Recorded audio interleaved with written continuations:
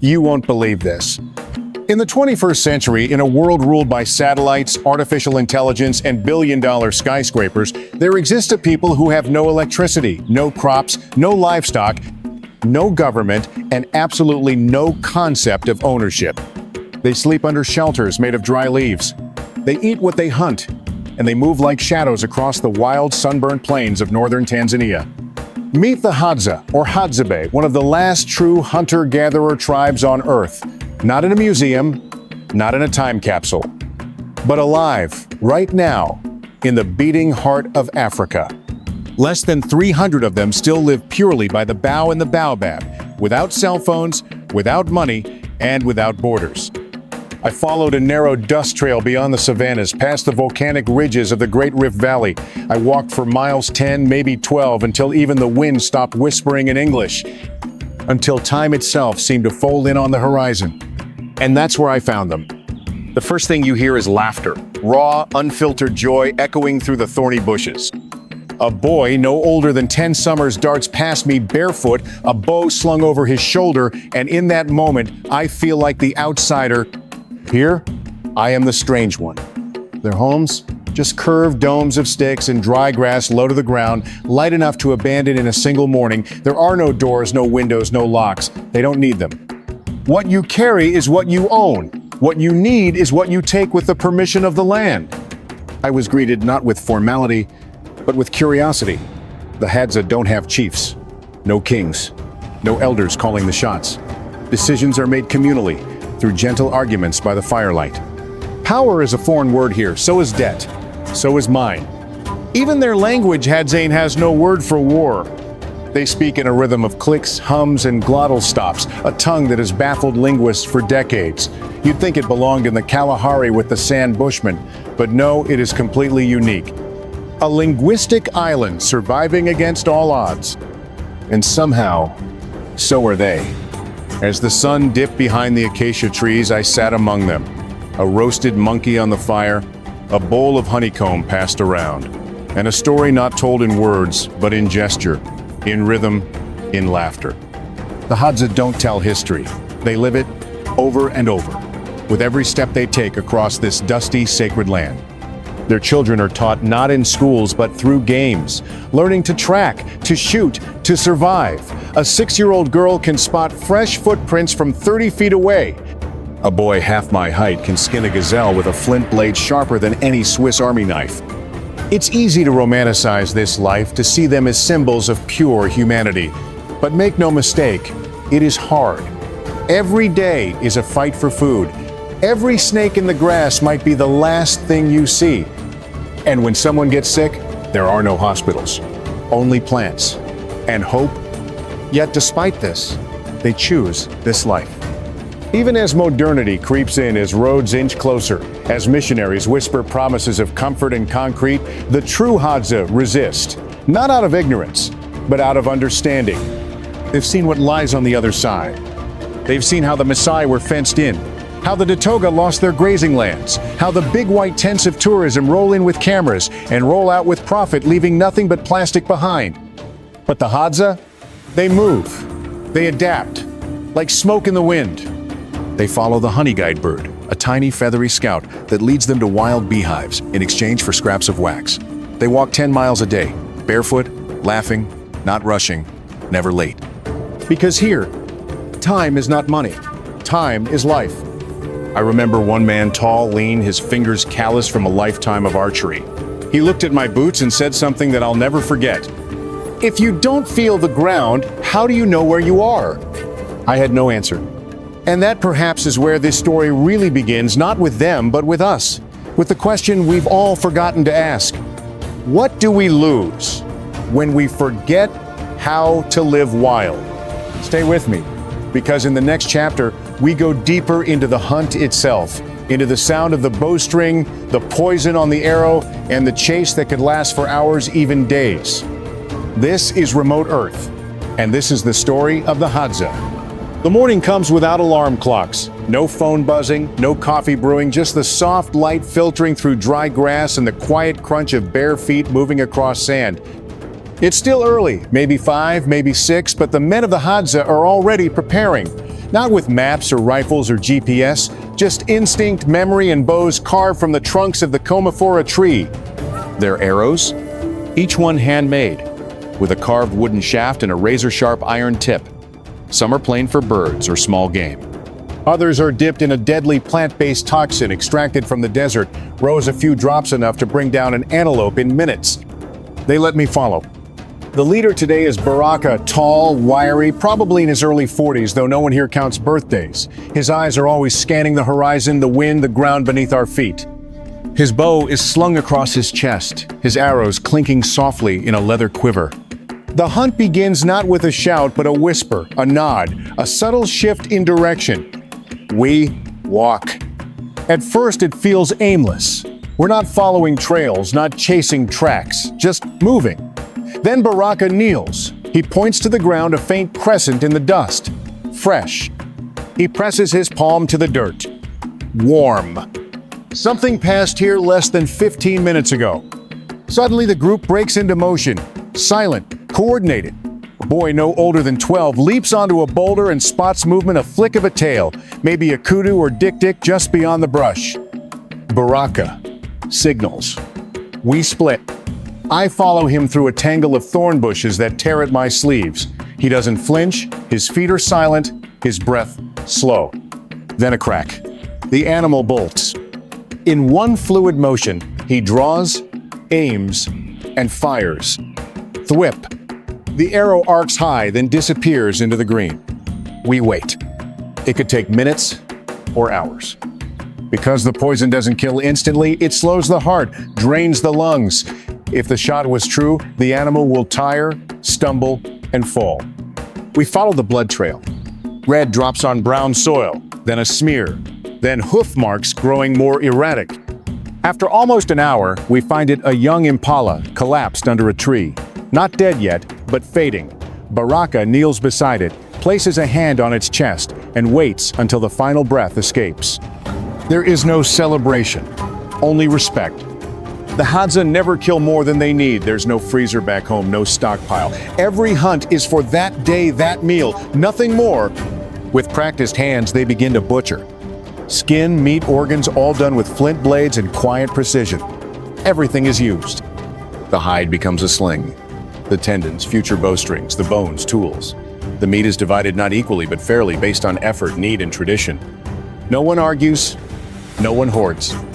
We trek back with the carcass on a handmade frame carried by two men who seem barely to break a sweat even in the 90-degree sun. By the time we return, the fire is already lit. The women and children gather. No one is excluded. There are no separate tables, no kids' plates. This is a shared life and a shared meal. I'm handed a piece of liver, still warm. It's considered a delicacy. They watch me eat it with wide, amused eyes. It's rich, earthy, and intensely real. Later, Baraka shows me how he makes arrows stripping sinew, shaping the shaft, carving grooves into the iron tip. He works slowly, deliberately, humming a song under his breath. Every arrow takes hours to make. Every shot matters. I ask him if he ever misses. He smiles. Even the lion misses, he says, but the lion does not stop hunting. At night, they tell hunting stories not in brags or boasts, but as lessons. One man mimics the leap of a wounded kudu.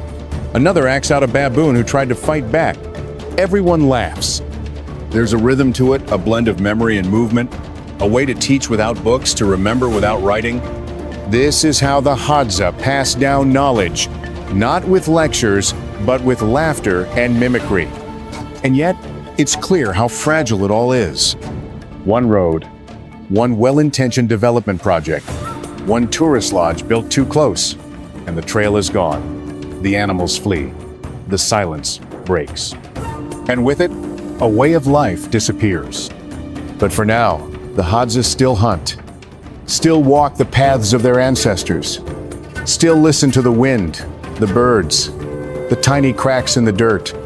In a world where we Google everything they know, the land by touch, by smell, by soul, as I fall asleep under the stars, full from a meal I watched, brought down with one silent shot, I realize we may have the knowledge, but they still hold the wisdom. And tomorrow I go gathering with the women into the heart of the bush, barefoot, searching for tubers, berries, and maybe, if we're lucky, honey. This is Remote Earth, and we're just getting started. At first light, the men are still by the fire, mending bows and talking softly in the wind-clicking rhythm of Hadza, but the women, they're already moving. Barefoot, laughing, carrying hand-woven baskets slung over their backs. Leading the way is Nasha, a mother of 5, though you'd never guess by the way she darts through the underbrush like a deer. I follow. We leave the camp behind and slip into the bush, the dry grass brushing our legs. No compass, no map. But the women move with absolute certainty, as if the land itself has whispered directions into their bones. This is a different kind of hunt, one not for flesh, but for roots, berries, and survival. Nasha stops suddenly, kneels, and begins digging. No shovel, just a wooden stick and her bare hands. Within moments, she pulls out a tuber the size of a football, covered in dust, heavy with water and starch.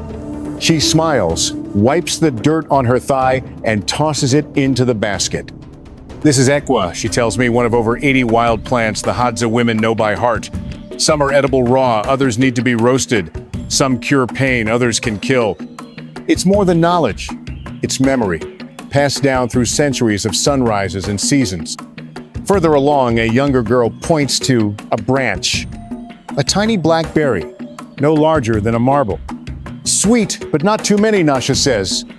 They taste like blueberries soaked in sunlight, tart and wild. Then comes the real prize, honey. The Hadza have a sacred alliance with a bird called the honey guide, a small gray feathered creature that chirps insistently, fluttering from branch to branch. It wants us to follow, and we do. For nearly a mile, we push through thorns and dust clouds, eyes on the tiny bird.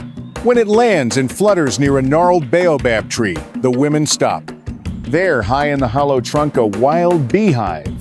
There are no ladders, no protective suits, just courage and smoke. They bundle dry leaves, light a small fire, and let the smoke rise into the hive. The bees, agitated and dizzy, begin to scatter. One of the women, no older than 16, climbs the rough bark barefoot, knife in hand. Within minutes, golden honeycomb comes dripping down like treasure from a myth. They share it immediately. No hierarchy, no hesitation. Even me. The wax is chewy, the honey thick, raw, and filled with wildflowers. It tastes like the land itself, sweet, sharp, eternal. I ask Nasha how they know where to look. She shrugs. The birds tell us, the ground tells us, you just have to listen. Later, back at camp, the women gather again, not just to cook, but to teach. Young girls mimic their mothers how to dig, how to sort, how to roast tubers over coals. There are no lectures, no punishments, only repetition, rhythm, and song. One woman sings as she stirs a pot. The melody is old, with words that stretch back to the bones of the land. It tells of a drought, of a distant river, of a tuber that saved the children. Stories here aren't written. They're remembered, in hands, in songs, in motion. And make no mistake, these women are not background figures. They are providers, healers, navigators, and keepers of memory. They remember which plants grow in which season, which bark heals fever, which root brings down swelling, which seed means the rains are coming late. In many ways, the women of the Hadza are the tribe's archive, not in books, but in breath. I asked Nasha what would happen if one day her daughters chose to leave, to live in the town, an hour's walk away. She looks at me for a long moment. Then I will be happy, but the land will be sad. There's no bitterness in her voice, only a quiet knowing. Because the Hadza live without clocks, but they understand time. They know that their way of life stands on a cliff, that every season could be the last, as the outside world pushes closer with roads, fences, and false promises. Yet today, they are still free. Free to walk barefoot, free to follow the bird, free to eat what the earth gives them. And in that freedom, they carry something we've lost, or maybe something we never had. As the sun sets, Nasha hands me a tuber, heavy, dirty, and real. I don't know its name, I wouldn't know where to find another, but she does. And for the first time, I wonder what it would be like to forget the grocery store and remember the roots. Tomorrow, I'll wake before dawn to join the children, to see how the Hadza teach survival not through classrooms, but through play, fire, and freedom. This is Remote Earth, And we are only just beginning to understand. There's no school bell, no whiteboards, no alphabet posters taped to wooden walls. And yet the Hadza children are already learning. From the moment they can walk, they begin training for a life few outsiders could survive for a single week. Not in a classroom, but in the dirt, under the sun, guided by nothing but instinct, imitation, and the raw edge of nature. I wake just after dawn to the sound of laughter, not gentle giggles, but full-throated chaos. A dozen kids are racing around camp, chasing one another with sticks, leaping over thorny bushes, climbing trees like squirrels with a mission. They are barefoot, dusty, wild, and utterly free.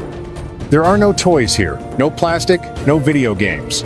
Their world is built from what the land offers: stones, branches, bones, and imagination.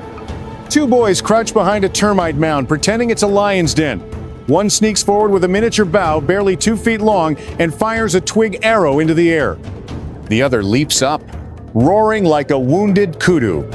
Everyone laughs. But make no mistake, this is not just play, this is training. By the age of 6, most Hadza boys can hit a bird from 30 feet with a real bow. They know how to move silently, how to read footprints, how to distinguish the sound of a warthog from a baboon just by the rustle in the grass. Girls, too, are learning. At 5, they can already identify edible tubers, mimic their mothers, digging for roots, and differentiate between 30 different types of berries just by color and smell. There's no pressure, no adult hovering, correcting every move, just gentle guidance and the understanding that failure is part of the lesson. A boy trips while climbing a tree. No one runs to scold him. He gets up, brushes off the dust, and tries again. There is no reward for success, and no punishment for curiosity. Because here, knowledge is not a thing you're given, it's something you earn, one scraped knee at a time. I sit beside a group of older children, maybe 10 or 11, as they whittle branches into makeshift spears. One girl shows me how to carve a notch that improves balance mid-flight. She speaks in short bursts of Hadza, her hands moving faster than I can follow. Then she throws. The stick arcs through the air and lands with a thud in a termite mound shaped like a warthog. She grins, not at me, but at herself. The Hadza don't raise obedient workers, they raise problem solvers. Later, they gather around the fire, reenacting a monkey hunt their fathers went on days earlier. They play each role: the monkey, the tree, the archer. Everyone switches parts, everyone laughs. These aren't stories for bedtime. These are simulations, the oral tradition reimagined as improv theater. The kids learn tactics, ethics, tracking, even group dynamics, all through games. One boy tells me about a baboon his uncle once missed because he coughed at the wrong moment. The moral: stay quiet when you stalk prey. Simple, memorable, effective, and that's the Hadza way. Teach through story, learn through play, survive through community. But not all lessons come from fun. When someone gets hurt, a thorn too deep, a cut too wide, the older children don't panic. They already know which leaf soothes a sting, which ash stops bleeding, which bark kills infection. They don't just memorize plants. They interact with them. They ask the earth for answers and listen when it whispers back. I ask Baraka later, as we sit watching the kids chase dragonflies, whether he worries for their future. He shrugs, then says, "If the land lives, they live. If the land dies, no school can save them." It hits me like a stone to the chest. Because as towns inch closer, as plastic trickles in, as curiosity about the outside world grows, so too does the risk not just to the Hadza's lifestyle, but to the entire framework that supports their way of teaching, learning, and surviving. Some Hadza children now attend boarding schools in the towns. They learn to read and write. They wear shoes. Some never come back.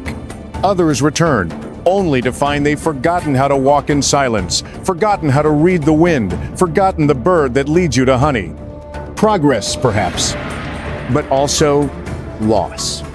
Yet still, in this dusty camp, in the dry riverbed where kids leap across stones pretending to chase zebras, there is hope. Hope that even if they leave, some part of this life will stay inside them.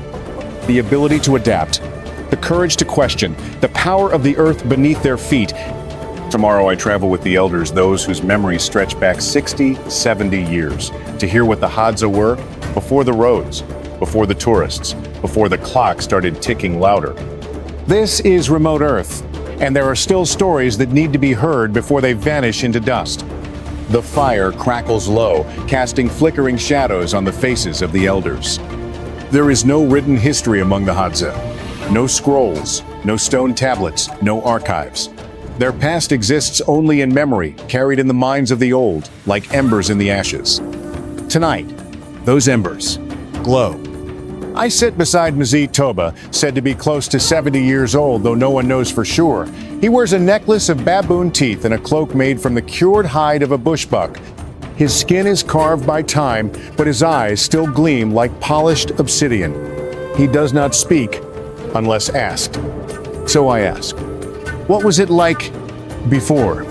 He leans back, pulls from a pipe carved of bone and wood, and exhales slowly.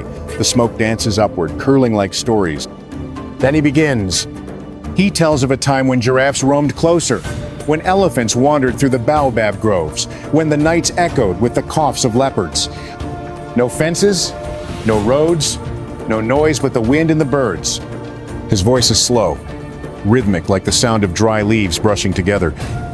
Others gather around younger men, children, even women from nearby shelters. Because when an elder speaks, the whole camp listens. We hunted where we wanted. We moved with the rains. The land was open like the sky. He pauses, then adds, now it is smaller. In his youth, the Hadza ranged across hundreds of square miles, from Lake Eyasi to the Yaida Valley, up into the escarpments.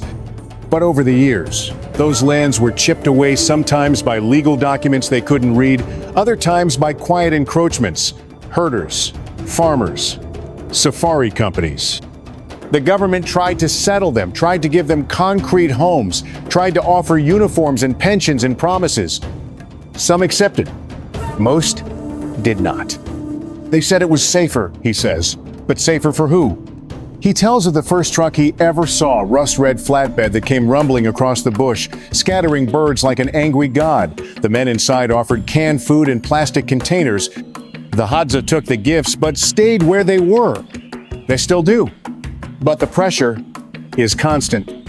The elders remember when the Datoga, a neighboring pastoralist tribe, arrived with their cattle and metal tools. Slowly, they began cutting trees, digging wells, fencing land. Where once the Hadza followed game freely, now they must navigate property lines drawn on paper maps in faraway offices. Mzee Toba points to the stars. When I was a boy, I knew all their names, he says. Now, even I forget. He isn't just talking about the sky. He means the plants no one harvests anymore.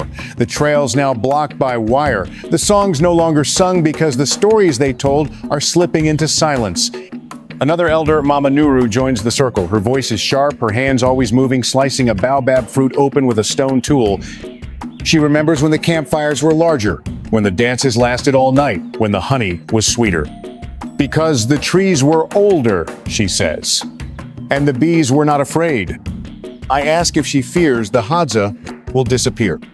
She laughs a dry, fierce sound. No, we will change. We always do. But we will not forget how to live. That is the paradox of the Hadza. They live in the past, but they are not stuck in it. They adapt not with gadgets, but with intuition. A new well appears, they use it. A researcher brings shoes, they try them, then toss them when they break. Tourists arrive with cameras, they pose, smile, and get back to hunting. But still, the elders know the sand is shifting. Some of their grandchildren don't know the old trails. Some have tasted Coca-Cola. Some have dreams of cities they've never seen, just heard about, whispered like myths by children returning from school holidays. And yet, they stay. Because here, in the quiet flicker of firelight, the Hadza still tell stories. Stories of hunts that lasted 3 days. Of storms that bent the trees sideways. Of a lioness who spared a boy because he didn't run. These aren't just tales, they are codes for survival. When the lions are gone, when the storms are dammed by roads, when the boy no longer walks alone in the bush, what happens to the stories? That's the question the elders don't answer. Maybe because they don't want to, maybe because they can't. But as the fire burns low, and Z Toba hums an old tune, a melody no one translates, I realize something. The Hadza are not holding on to the past. They're anchoring it so the future doesn't drift too far. Tomorrow, I'll journey to where that future is already knocking to meet the outsiders. The researchers, the developers, the well-meaning invaders who say they're helping, and the Hadza who have chosen to walk the thin line between two worlds. This is Remote Earth, and the real conflict is just beginning. The road is made of red dust and broken promises. It carves through the bush like a wound, cutting ancient game trails into rigid lines of cement and tire tracks. On either side, the grass still sways, the birds still call, but the silence is different now. Tense. Expected. This is the threshold where the Hadza's world collides with our own. It begins innocently enough. A missionary outpost offering shoes and rice. A government truck delivering school books in a language no Hadza child speaks. A borehole drilled by a Western NGO, offering clean water just a short walk from camp. Good intentions, every one of them. But as Baraka tells me while sharpening his arrows, not all gifts are free. At first, the well seems like a miracle. The Hadza no longer have to walk miles to seasonal streams, no longer rely on rain-soaked tubers to stay hydrated. But then something changes. The hunting range shrinks. People gather around the well longer. They move less. The children roam less. The daily rhythm, the very lifeblood of Hadza movement begins to slow. And when you stop moving, you start depending. The government sees the well and decides this is now a settlement. Paperwork follows, mapping, boundaries, land use proposals. The Hadza don't sign papers. They don't make fences, but others do. Baraka shows me a tree where he once found porcupines. Now it's inside a maize farm. The animals are gone. So are the plants. So is the freedom to hunt, to wander, to be invisible. The road brought gifts, and with it, rules. Tourism, too, finds its way here. At first, a few photographers, then vans, then drone footage, then websites promising authentic tribal experiences. You can book a Hadza hunt now, just a 300 add-on to your Serengeti safari package. The Hadza play along. They demonstrate their bows. They let the tourists shoot. They pose with wide smiles and offer honey sometimes bought from a nearby village because the wild hives have been harvested too early, too often. It's performance, survival, adaptation. But it chips away at something vital. The line between being Hadza and acting Hadza starts to blur. Researchers arrive next, anthropologists, linguists, filmmakers. Some are respectful, many are not. They take photos, they collect words, they publish papers that the Hadza will never read. One man, an academic from Europe, tells me with pride, "We've documented 70% of their medicinal plant use." I ask if the Hadza were compensated, if the plants are protected, if the knowledge will stay with the people who discovered it. He doesn't answer. And then there's the government. Tanzania, under pressure from foreign investors and conservation groups, sees Hadza land as opportunity, a place for luxury game reserves, for agricultural expansion, for managed wildlife corridors. In 2007, nearly half of their ancestral land was leased to a hunting company from the United Arab Emirates, a deal made without consent, without translation, without even acknowledgement that the Hadza existed on those maps. They protested, they resisted, they survived. But for how long? Some Hadza have accepted aid. Others have fled deeper into the bush. Still others now live in limbo, caught between a way of life that no longer fits the land and a modern world that demands conformity.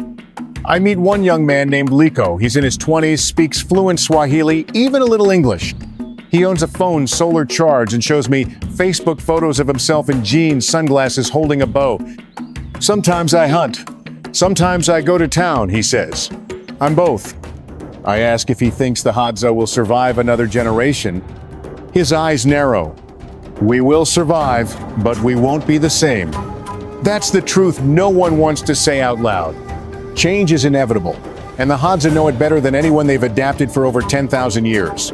But what's coming isn't seasonal. It's systemic. It's not rain patterns shifting. It's values. Ownership, borders, time measured in clocks instead of shadows. And yet, Despite it all, they endure. Every morning, some Hadza still wake and walk 10 miles barefoot to hunt. Some women still follow the honey guide. Some elders still hum songs no tourist will ever hear. They are not frozen in time. They are not relics. They are human navigating the same global storm as all of us, but with tools we forgot we once had. Tomorrow, I'll walk back to the bush to a hidden camp where the Hadza have chosen to remain untouched. Where no NGOs visit, where the bows are still sacred, where the language still floats like birdsong. To see, if only for a moment, what the world looked like before we tried to fix it. This is remote Earth, and the truth is not always comfortable, but it must be told. No signs mark the way. No coordinates, no paths cleared by tourist vans or stamped on brochures.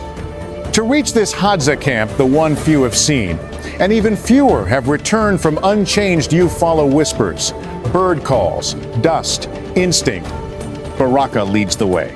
He tells me this camp moves every season farther into the Yaeda Valley, not to escape predators, but people. They want no roads, no wells, no plastic wrappers, just trees, arrows, and stars. After 3 hours of walking, ducking beneath thorn thickets, and climbing through dry ravines, we arrive. There are no structures in the Western sense, just curved shelters made of branches and leaves scattered like mushrooms under the canopy. A woman greets us. No handshake, no smile, just a glance that measures intent. Baraka speaks softly in Hadza. She nods. We are allowed to stay. Here, everything feels more raw, more alive. The children are quieter, more observant. The boughs longer, the air thick with resin and memory. There are no tourists here. No one rehearses their authenticity. This isn't a show. This is what the Hadza were and what a few still choose to be. I sit beside a boy, maybe 10, as he sharpens a flint arrowhead with a stone. He doesn't look up. He doesn't need to. His hands move with ancestral certainty. A few yards away, 2 women are roasting tubers. A monkey skull dangles from a nearby tree, not decoration, but a reminder we are part of the food chain too. That night, they hunt. No one asks if I want to come. They move without announcement, 5 men, bare-chested, armed with bows that hum like taut drums. I follow anyway. The silence is total. Even the crickets seem to know this isn't the time for noise. We track a bush pig through thick underbrush, stepping around fresh droppings, breathing through our noses. The lead hunter stops, kneels, the others freeze. Then in a motion faster than thought, the arrow is loosed. The pig squeals, crashes through the brush, disappears. The men follow, not running, floating. Their feet barely touch the ground.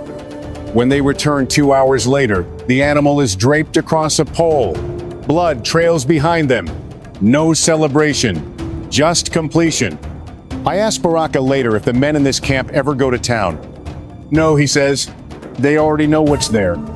He doesn't elaborate, he doesn't need to. Here, modernity is not tempting, it's irrelevant. There is pride in this hidden place, but also vulnerability. The Hadza here know they are rare, that their way of life exists not because it's been protected, but because it's been forgotten. And forgetting is not the same as safety. I speak with Dato, the oldest man in the camp. His skin is creased like dry riverbeds. He speaks slowly, but each word lands like a drumbeat. This place is not special, he says. It is normal. The world has become strange. I ask if he fears losing it. We will lose everything, yes, but not today. There's power in that defiance. Not of anger, but of presence. A refusal to be measured. As I prepare to leave the next morning, the entire camp gathers not for ceremony, but necessity. They are moving again. The bees have grown scarce. The trees here are too dry. And so, with nothing but what they can carry, bows, baskets, infants on backs, they vanish into the bush. No goodbyes, no monuments, just footprints already fading. I stand alone for a moment, staring at the space they left behind. It looks empty, but it isn't. It's alive with what cannot be seen. The echoes of a people who still remember how to walk with the earth, not across it. Tomorrow, I return to the outside world, to cell towers, air conditioning, headlines. But before I go, I have one final story to tell. One that isn't just about the Hadza, but about us. This is Remote Earth, And the end is never the end. I'm back now. Back on paved roads. Back in a world of locks, alarms, deadlines, where food comes wrapped, water flows at a twist, and silence is something you schedule. But something's wrong. The air feels heavier, the noise too loud, the pace frantic and hollow. Because after walking with the Hadza, after hunting with Baraka, laughing with Nasha, listening to Mzee Toba sing to the stars, you can't unsee it.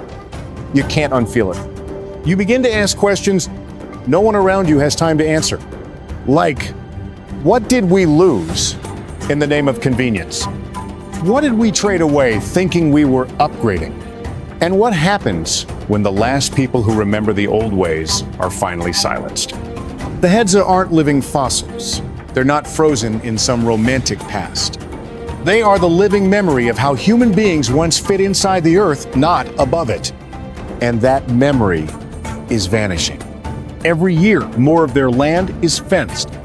Every season, more elders pass without anyone to inherit their stories. Every gift from the modern world arrives with a quiet cost: dependency, dilution, distraction. But still, they endure. Why? Because the Hadza carry something deeper than tradition. They carry a philosophy the world has forgotten. Take only what you need. Move lightly. Share everything. And listen to the wind, to the land, to each other. Simple? Yes, but not easy. Especially in a world trained to consume, to own, to accelerate. I've sat by their fires. I've eaten the meat they hunted, drank the water they dug for, laughed as they mocked the absurdities of tourists who carry 10 pounds of camera gear but can't walk 5 miles without shoes. And I realize they are not primitive. We are just disconnected. We built skyscrapers and servers. They built systems of trust that don't require contracts. We have insurance, retirement plans, health apps. They have each other. And in many ways, they are richer. Not because they lack pain or hardship, but because they suffer together and they heal together. That's a kind of wealth we've forgotten how to count. So what now? Do we preserve them like a museum? Do we force them to develop, to match our metrics? Do we ignore them, letting silence do the erasing? Or do we listen? Not to save them, they're not asking for rescue, but to save ourselves. Because in their songs, in their footsteps, in the quiet knowledge of how to survive without owning, there is a mirror. And in that mirror, we see not what we were, but what we still could be. Maybe not barefoot, maybe not hunting bush pigs, but connected, awake, human. And if this story moved you even just a little, don't let it fade with the scroll. Because what's happening to the Hadza is happening everywhere. The rainforest cut by bulldozers. The island villages swallowed by rising seas. The language is dying one syllable at a time. Every story lost is a piece of us erased. But not here. Not today. Today, you heard them. And now, the choice is yours. If you want to go deeper into forgotten cultures, vanishing tribes, wild truths, most of the world will never see. This is just the beginning. This is more than a video. It's a promise. To document, to remember, to honor. Subscribe to Remote Earth and walk with us into the edges of the map, into the last wild places, into the stories that still burn before they're gone.